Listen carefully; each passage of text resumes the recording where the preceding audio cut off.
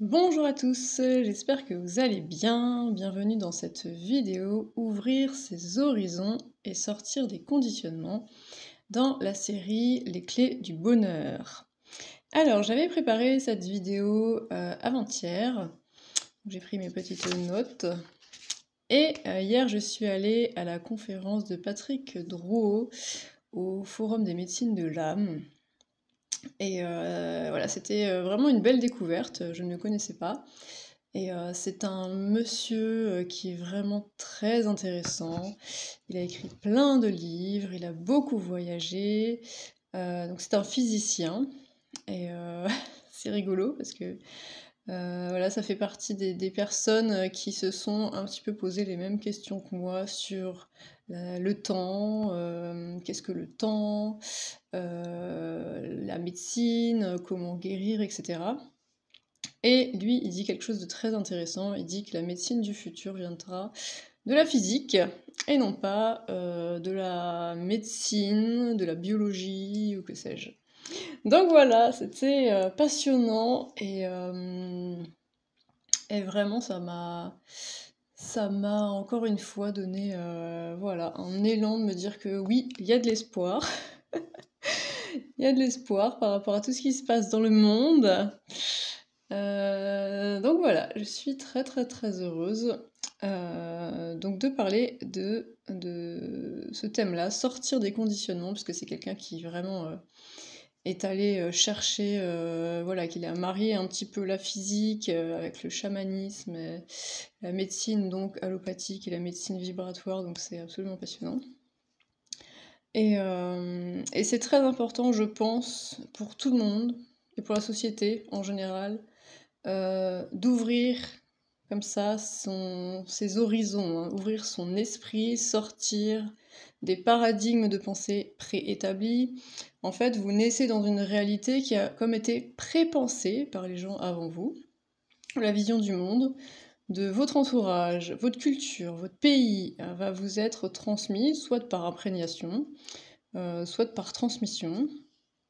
Et surtout, en fait, à force de côtoyer des gens qui ont une certaine manière de penser, certaines croyances, finalement, vous allez comme introjecter ces croyances-là, puisque à chaque fois que vous allez penser autrement, c'est comme si on allait vous recadrer.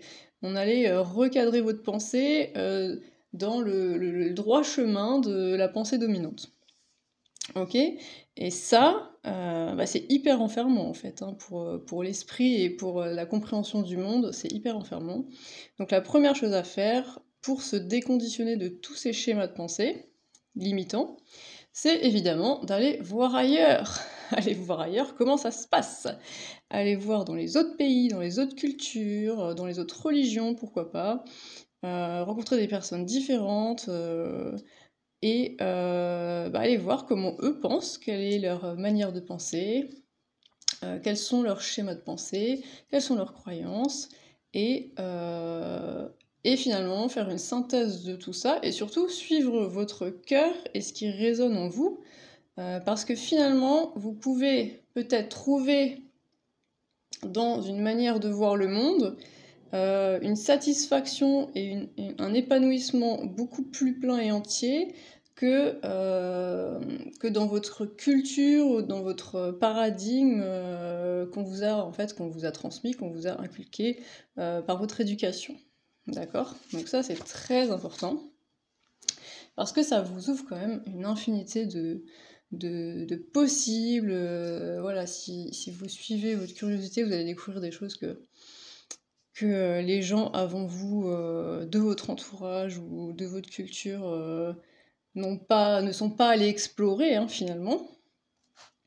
Et ça, c'est vraiment passionnant. Voilà, voilà. Alors après, une deuxième chose, donc moi, vous savez que ma passion, c'est la conscience, la physique de la conscience, la nature du réel et la nature du temps. Et donc évidemment, avec Patrick Drouot, il y a plein de choses avec lesquelles je suis d'accord avec lui. Donc pour moi, en fait, chacun va créer sa réalité à partir de sa conscience. ok? Donc si tout est conscience, premièrement, il n'y a plus de bourreau puisqu'il n'y a que de la conscience. Si vous mettez votre conscience dans chaque situation que vous vivez, vous allez vivre les situations comme sur un niveau supérieur de conscience, et vous n'allez plus réagir de la même façon. Par exemple, admettons, voilà, quelqu'un vous agresse. Si vous prenez un moment de recul, vous pouvez vous demander, donc à l'intérieur de vous, quelle est la croyance qui fait que, venu de l'extérieur, quelqu'un vient m'agresser, en fait? Vous voyez? Est-ce que c'est parce que je me sens fragile et vulnérable? Est-ce que c'est parce que je pense que je ne suis pas en sécurité? Est-ce que c'est parce que je pense que le monde n'est pas sûr, etc. Donc ça va être toutes vos croyances que vous pouvez aller revisiter pour voir avec quelles croyances cette réalité résonne en vous. Ou alors ça peut être parce que vous avez vécu quelque chose de similaire qui n'a pas été guéri, qui n'a pas été liquidé, et que l'extérieur vous le représente pour que vous vous confrontiez à nouveau à ce truc-là, et qu'enfin vous allez le guérir, d'accord? Alors je vous raconte une petite anecdote. Donc j'avais déménagé dans le sud de la France, et à un moment donné, je suis allée chez une énergéticienne faire un soin de rééquilibrage. Et elle m'a dit, bon, il y a des choses qui vont remonter, voilà, tu laisses passer, t'accueilles, etc. Donc je rentre chez moi, et le soir même, ou juste au moment où je rentre, je crois que juste au moment où je rentre, je reçois un message d'une personne qui m'a fait énormément de mal dans ma vie, qui m'a harcelée.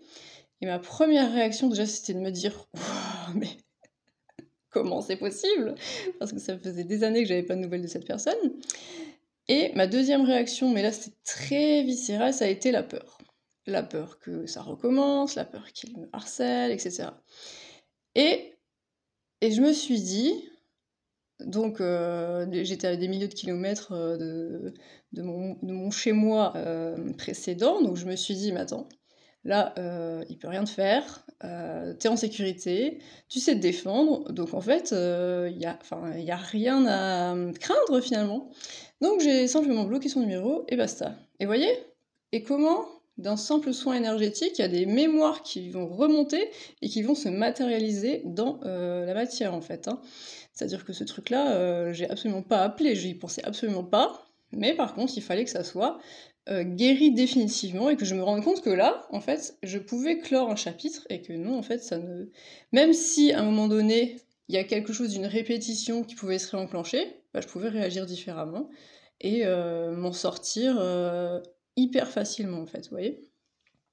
Donc ça, c'était un exemple. Et une petite remarque aussi sur les médias de masse. Donc les médias de masse, vous savez maintenant ce que c'est. Ce sont des pourvoyeurs de peur en fait. Et pour moi, c'est vraiment comme un catalyseur de toutes les peurs inconscientes du collectif. Donc c'est comme une conscience, une conscience, non, c'est comme l'inconscient de la masse qui va se manifester à travers ces gros médias. Donc si à un moment donné vous tombez sur une information qui vous fait peur, ou vraiment qui vous choque, par exemple, vous pouvez revenir à vous et vous dire, bon, là, j'ai de l'information sur quelles sont les peurs collectives qui se jouent en ce moment dans la collectivité, dans la société, etc.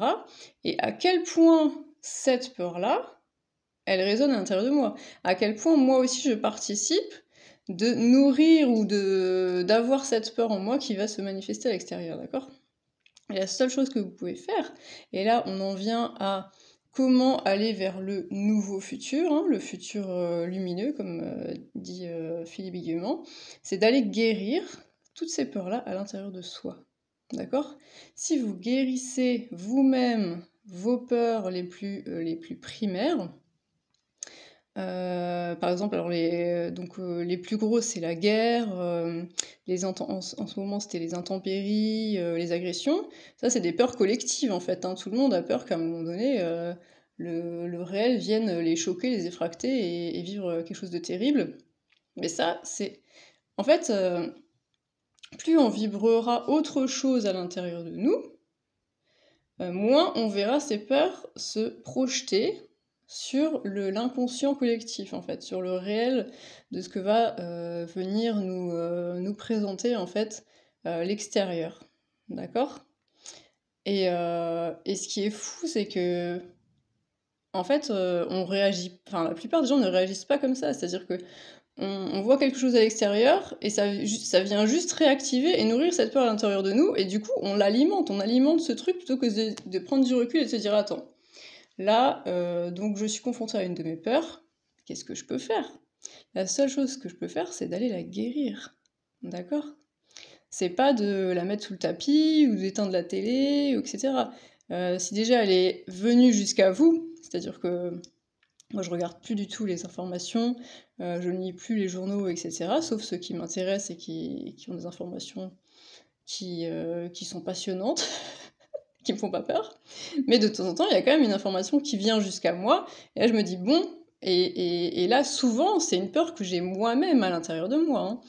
Donc je vois bien que finalement, il y a un truc fort qui résonne avec moi et que je suis partie prenante de cette croyance-là qui vient se manifester à l'extérieur, ok?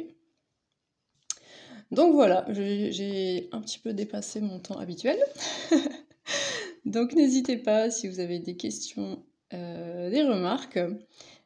C'était ma petite vidéo du jour et je vous retrouve bientôt pour une autre clé du bonheur.